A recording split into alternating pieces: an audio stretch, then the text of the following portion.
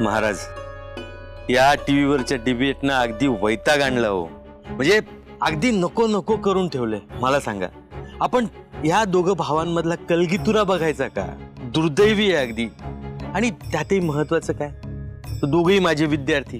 त्यांनी असं शब्दबाणांनी एकमेकांना जखमी करायचं, एकमेकांवर चिखलफेक करायची, एकमेकांवर वाटेल ते आरोप करायचे. अजिबात मनाला पटत नाही महाराज. कसं आहे सर, आजपर्यंत अनेक वेळा त्या मोहित रावाला मी उघड पाडलंय, त्यामुळे त्या सगळ्याचा सूड घेतोय तो. खरं बोलणाऱ्या माणसाला खरं बोलण्याची किंमत ही मोजावीच लागते सर. खरंय महाराज. आता विठुराया आणखीन काय काय दाखवणार आहे त्याचे तोच जा. जिकडे तिकडे त्याच बातम्या. पण व्यंकू महाराजाचं लय वाईट वाटतंय बघा. त्यांच्यासारख्या देव माणसाला आज ही वेळ आली. 2 पोरांची झुंज पाहावी लागती आज. बघा ना, ज्या विठ्ठूच्या वाडीत आधी दिग्रसकरांच्या कीर्तनाची चर्चा व्हायची, तिथं दिग्रसकरांच्या 2 भावांच्या राजकारणाची आणि भांडणाची चर्चा व्हायला लागली. पण हे चुकीचं आहे ना खाशाबा.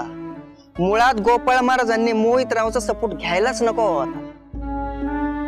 आता तो मोहितराव त्यांच्याकडून काय काय पातक करून घेणार विठुराया जाणे बघा. अहो कानोबा, ते काय आपल्या हातात आहे का?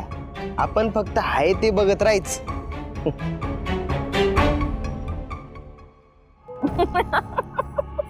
अहो बास मोठ्या भाई, अहो थांबा जरा. अहो आनंदाचं तुफानच आलंय की तुमच्याकडं. आनंद असा वाऱ्यासारखा घुमायला लागलाय सगळीकडं. हो अहो तसंच झालंय, आणि याला कारण तुम्ही आहात. अरे बापरे. आम्ही हा म्हणजे काय? अहो एकदम सरपंच झाले का काम करायला लागले. पिसळलात तुम्ही. हिसाबात मोठ्या बाई, हिसाबात नाही, हिसाबा बाहेरचं बोलणं होतं तुमचं. नाही नाही तसं नाही, एकदम आनंद झाला ना म्हणून जरा जास्त बोललं गेलं. इतकं काय चिडायला झालंय, चिडक्या बिब्यासारखं. अहो खरं तर मला तुमचं कौतुकच करायचंय. हे डिबेटचं तुम्ही काढलं ना, एकदम भारी होतं.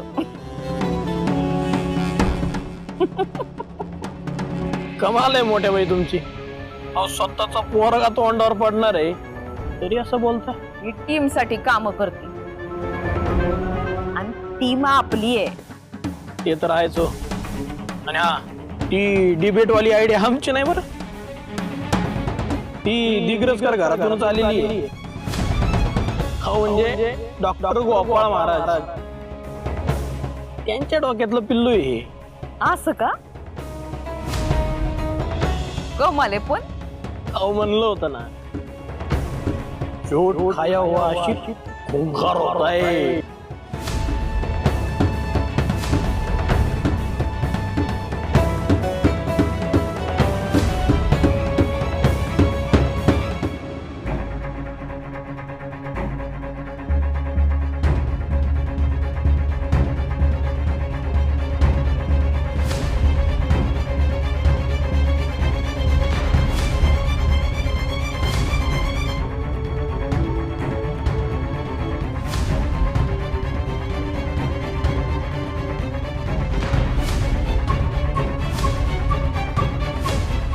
श्रीकला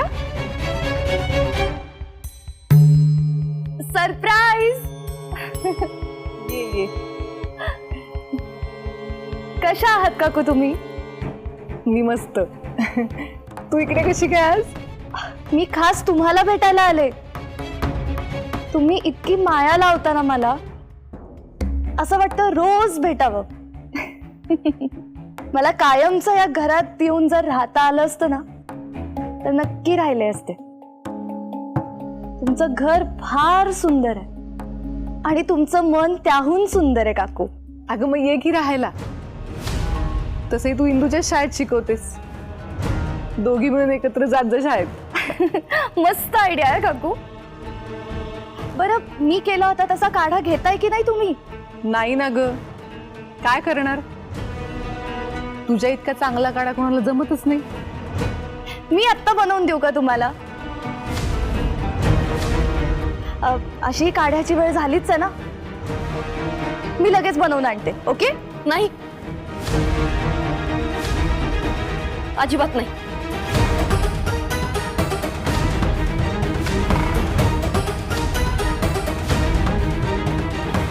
नाही, त्याचं काय आहे, डॉक्टरांनी नाही सांगितलंय.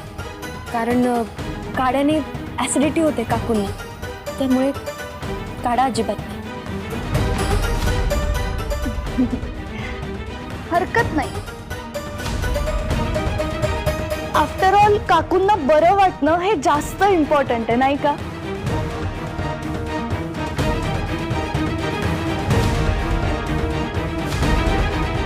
तुझ्या आई सारख्या आहेत ना ग त्या? आईपेक्षा जास्त आहे.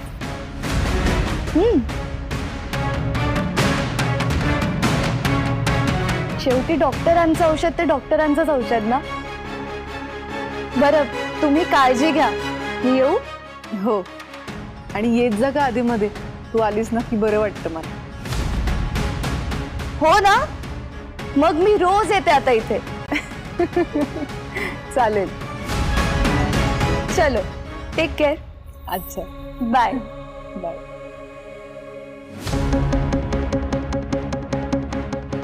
बाय इंद्रायणी.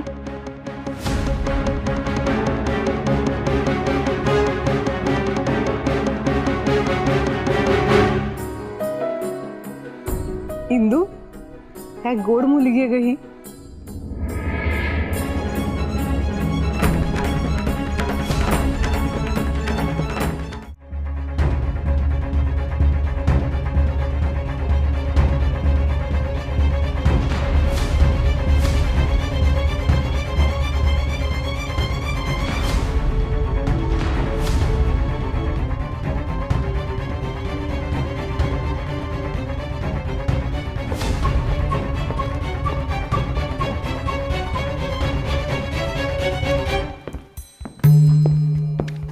अगं बाई, मी गॅस बंद केला होता की नाही? नारायणी ताई,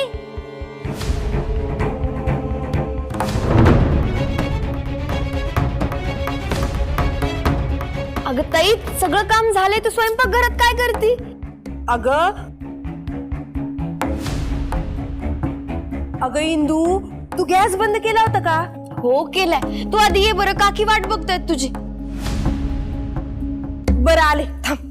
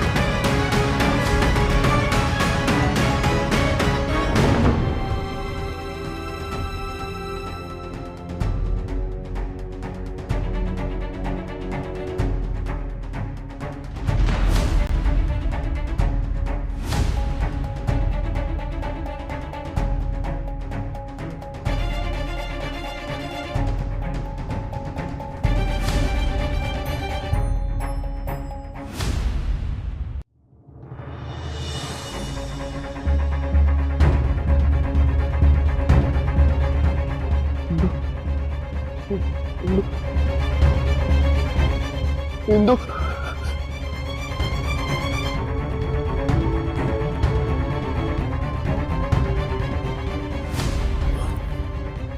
आदू अरे आदू आदू काय होतंय आदू अयो मायो किती ताप भरलाय आदू विठुराया त्या तिला काही देऊ नको रे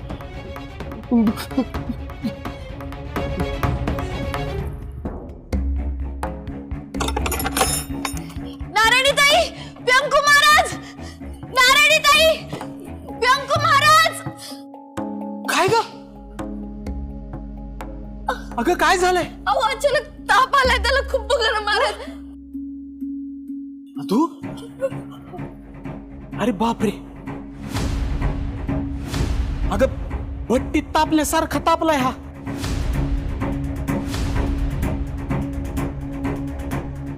नारायणीताई पाण्याच्या पट्ट्या ठेवूयात का हो हो हो. मी काढा पण आणते थांब. जा जा